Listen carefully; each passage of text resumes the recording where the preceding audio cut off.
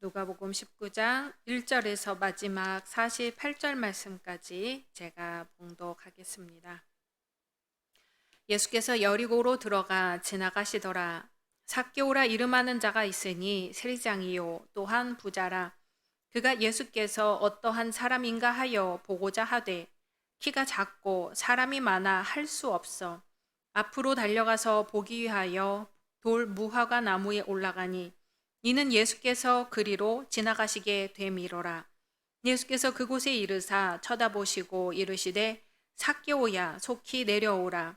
내가 오늘 내 집에 유하여야 하겠다 하시니 급히 내려와 즐거워하며 영접하거늘 무사람이 보고 수군거려 이르되 저가 죄인의 집에 유하러 들어갔도다 하더라.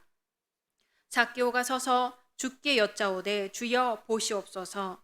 내 소유의 절반을 가난한 자들에게 주겠사오며 만일 누구의 것을 속여 빼앗은 일이 있으면 내 갑절이나 갚겠나이다. 예수께서 이르시되 오늘 구원이 이 집에 이르렀으니 이 사람도 아브라함의 자손이미로다. 인자가 온 것은 잃어버린 자를 찾아 구원하려 함이니라. 그들이 이 말씀을 듣고 있을 때에 비유를 더하여 말씀하시니 이는 자기가 예루살렘에 가까이 오셨고 그들은 하나님의 나라가 당장에 나타날 줄로 생각함이더라. 이르시되 어떤 귀인이 왕위를 받아가지고 오려고 먼 나라로 갈 때에 그 종 열을 불러 은하 10문화를 주며 이르되 내가 돌아올 때까지 장사하라 하니라. 그런데 그 백성이 그를 미워하여 사자를 뒤로 보내어 이르되 우리는 이 사람이 우리의 왕됨을 원하지 아니하나이다 하였더라. 귀인이 왕위를 받아가지고 돌아와서 은화를 준 종들이 각각 어떻게 장사하였는지를 알고자 하여 그들을 부르니 그 첫째가 나와 이르되 주인이여 당신의 한 문화로 10문화를 남겼나이다. 주인이 이르되 잘하였다 착한 종이여 내가 지극히 작은 것에 충성하였으니 10고을 권세를 차지하라 하고 그 둘째가 와서 이르되 주인이여 당신의 한 문화로 5문화를 만들었나이다. 주인이 그에게도 이르되 너도 5고을을 차지하라 하고 또 한 사람이 와서 이르되 주인이여 보소서 당신의 한 문화가 여기 있나이다. 내가 수건으로 쌓아 두었었나이다. 이는 당신이 엄한 사람인 것을 내가 무서워함이라. 당신은 두지 않은 것을 취하고 심지 않은 것을 거두나이다. 주인이 이르되 악한 종아 내가 네 말로 너를 심판하노니 너는 내가 두지 않은 것을 취하고 심지 않은 것을 거두는 엄한 사람인 줄로 알았느냐? 그러면 어찌하여 내 돈을 은행에 맡기지 아니하였느냐? 그리하였으면 내가 와서 그 이자와 함께 그 돈을 찾았으리라 하고 곁에 섰는 자들에게 이르되 그 한 문화를 빼앗아 10문화 있는 자에게 주라 하니 그들이 이르되 주여 그에게 이미 10문화가 있나이다. 주인이 이르되 내가 너희에게 말하노니 무릇 있는 자는 받겠고 없는 자는 그 있는 것도 빼앗기리라. 그리고 내가 왕됨을 원하지 아니하던 저 원수들을 이리로 끌어다가 내 앞에서 죽이라 하였느니라.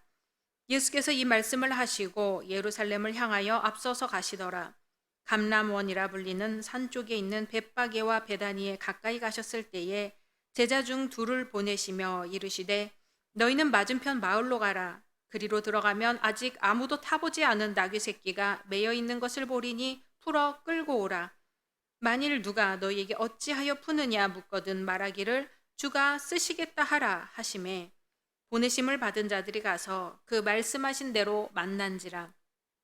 나귀 새끼를 풀 때에 그 임자들이 이르되 어찌하여 나귀 새끼를 푸느냐 대답하되 주께서 쓰시겠다 하고 그것을 예수께로 끌고 와서 자기들의 겉옷을 나귀 새끼 위에 걸쳐놓고 예수를 태우니 가실 때에 그들이 자기의 겉옷을 길에 펴더라. 이미 감람산 내리막길에 가까이 오심에 제자의 온 무리가 자기들이 본 바 모든 능한 일로 인하여 기뻐하며 큰 소리로 하나님을 찬양하여 이르되 찬송하리로다 주의 이름으로 오시는 왕이여 하늘에는 평화요 가장 높은 곳에는 영광이로다 하니 무리 중 어떤 바리새인들이 말하되 선생이여 당신의 제자들을 책망하소서 하거늘 대답하여 이르시되 내가 너희에게 말하노니 만일 이 사람들이 침묵하면 돌들이 소리 지르리라 하시니라. 가까이 오사 성을 보시고 우시며 이르시되 너도 오늘 평화에 관한 일을 알았더라면 좋을 뻔하였거니와 지금 내 눈에 숨겨졌도다. 날이 이를지라 내 원수들이 토둔을 쌓고 너를 둘러 사면으로 가두고 또 너와 및 그 가운데 있는 네 자식들을 땅에 메어치며 돌 하나도 돌 위에 남기지 아니하리니 이는 내가 보살핌 받는 날을 알지 못함을 인함이니라 하시니라. 성전에 들어가서 장사하는 자들을 내쫓으시며 그들에게 이르시되 기록된 바 내 집은 기도하는 집이 되리라 하였거늘 너희는 강도의 소굴을 만들었도다 하시니라. 예수께서 날마다 성전에서 가르치시니 대제사장들과 서기관들과 백성의 지도자들이 그를 죽이려고 꾀하되 백성이 다 그에게 귀를 기울여 들으므로 어찌할 방도를 찾지 못하였더라. 아멘. 오늘 말씀 속에서 오직 예수님만 만나시기를 소망합니다. 앉아서 주고 서서 받는다는 말이 있죠. 급전이 필요하다는 사람에게 어렵사리 돈을 빌려주었는데 돈을 필요할 때 받지 못해서 고생하는 경우를 빗대어 이르는 말입니다. 사람의 심리가 다 그런지 이런 사건들이 꽤 많아서 아주 친한 친구 사이일지라도 의가 상하는 경우가 종종 있습니다. 요즘 나라에서는 직무와 관련된 뇌물수수, 부정청탁, 그로 인한 선거법 위반에 대한 처벌들이 매우 강해진 것을 볼 수 있습니다. 우리에게 주는 교훈이 크지요. 얼마 전까지만 해도 자신의 지위를 사람들이 인정해주고 여러 가지 청탁을 하고 그에 대한 대가로 금전을 받는 것이 당연히 여겨지는 문화가 있었지요. 하지만 이제는 많은 사람들이 정당하지 않은 금전 수수 행위에 대해서 단죄하고 있습니다.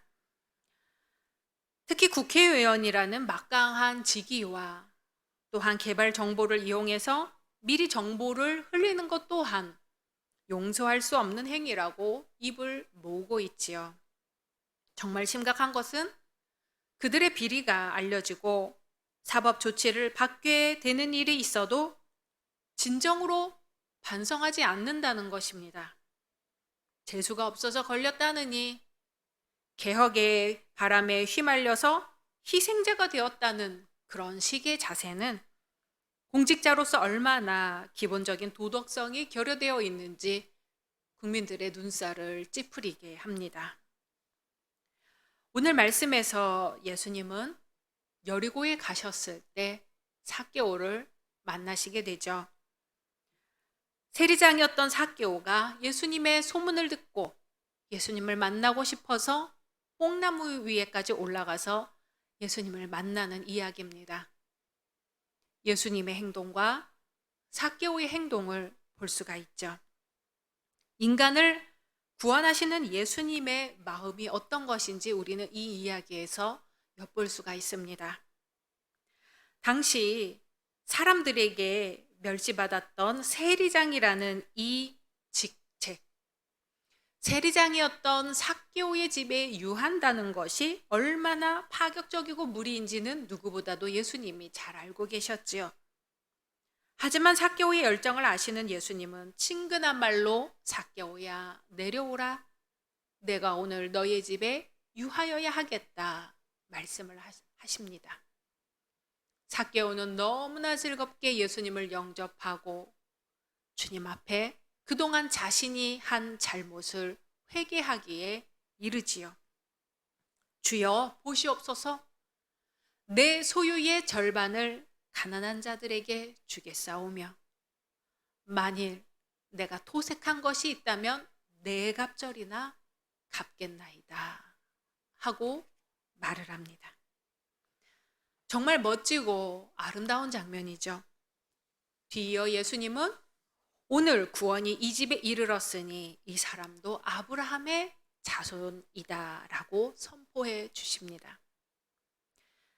인간의 마음은 간사해서 어떤 위기 상황이 닥쳐도 물질을 먼저 생각하는 것이 사실입니다.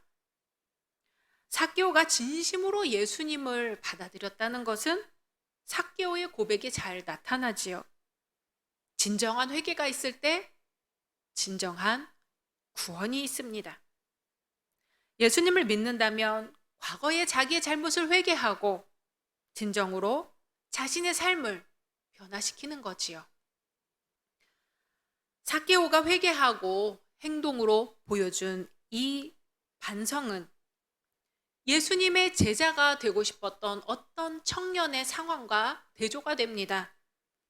그 청년은 소유를 가난한 자들에게 주라는 예수님의 명령을 따를 자신이 없어 예수님을 따르는 것을 포기하고 말지요.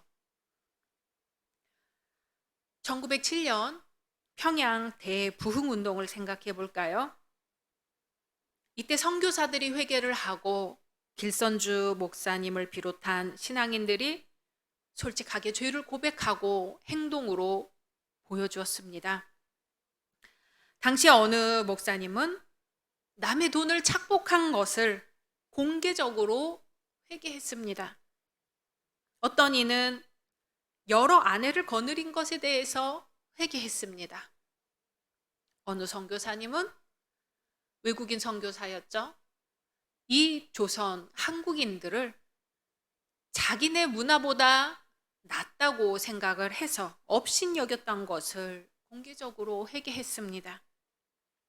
이런 회개는 진정으로 회개한다는 것이 어떤 것인지를 우리에게 말해주는 것이죠. 오늘날의 교회를 생각해 볼까요? 신자들은 둘째치고 목회자들조차도 부정을 행하고 그러고도 회개하지 않습니다. 잘못이 드러나 파문의 지경에 이르러도 오리발을 내밀어요. 오죽하면 교회 갱신 윤리위원회라는 모임이 다 생겨나고 있을까요? 그것도 모자라 목회자 윤리 강령이라는 것을 제정하고 앞다투어 선포하고 있습니다.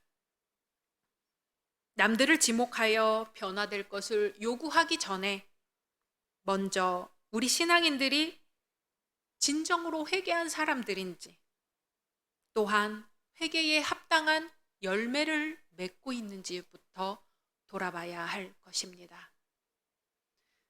이 시간 말씀을 생각하면서 함께 기도하겠습니다.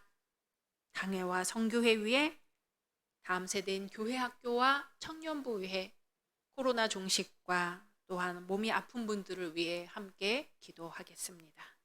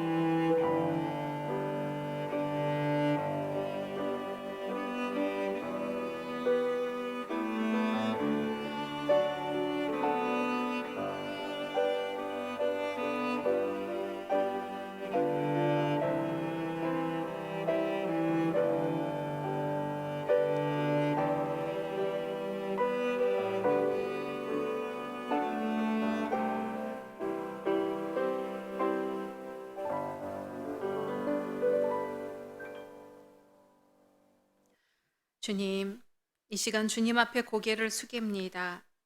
이 시간 우리 믿음의 현 주소를 돌아봅니다. 하나님의 말씀 앞에 바로 서서 진정으로 회개하게 하소서. 하나님의 말씀 앞에 회개하여 하나님을 기쁘시게 하는 믿음의 사람으로 서게 하소서. 이 시간 저희들을 긍휼히 여기시사 회개를 통하여 진정으로 자유를 얻게 하옵소서. 예수님의 이름으로 기도드립니다. 아멘.